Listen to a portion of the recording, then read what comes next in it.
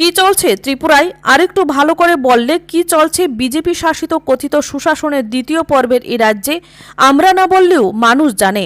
এ রাজ্যের মানুষ ভালো অবস্থায় নেই, ভালো অবস্থায় নেই সরকারি কর্মচারীরা, ভালো অবস্থায় নেই বিভিন্নভাবে সরকার বঞ্চিত কর্মচারীরা, ভালো অবস্থায় নেই এই রাজ্যের আইন শৃঙ্খলা বা বিধিনিষেধ কিংবা সরকারি নিয়ম।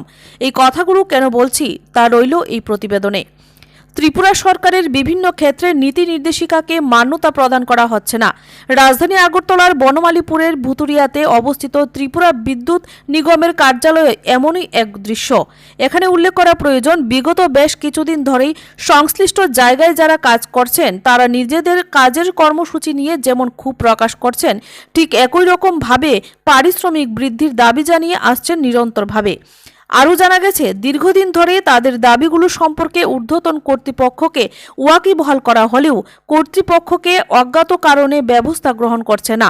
এদিকে আজকের এই কর্মসূচি সম্পর্কে মূলত ভিশন প্লাসে যারা কাজ করেছেন তাদের দাবি হচ্ছে সরকারের প্রীতি নির্দেশিকা মোতাবেক ৮ ঘন্টা কাজের ক্ষেত্রে তাদের দাবি মানতে হবে এবং বেতনের বৃদ্ধির জন্য তাদের নিরন্তর দাবি বা আন্দোলন মানতে হবে। এই হচ্ছে রাজ্যের পরিস্থিতি। সরকার প্রতিষ্ঠিত হওয়ার আগে বড় বড় কথা বলেছিলেন সরকারি কর্মচারীদের স্বার্থে। সরকার কাজ করবে অনিয়মিত কর্মচারীদের জন্য, কাজ করবে সার্বিকভাবে আর্থসামাজিক ব্যবস্থার উন্নয়নে। গোটা রাজ্য জুড়ে প্রলোভনের ফাঁদ তৈরি করা হয়েছিল।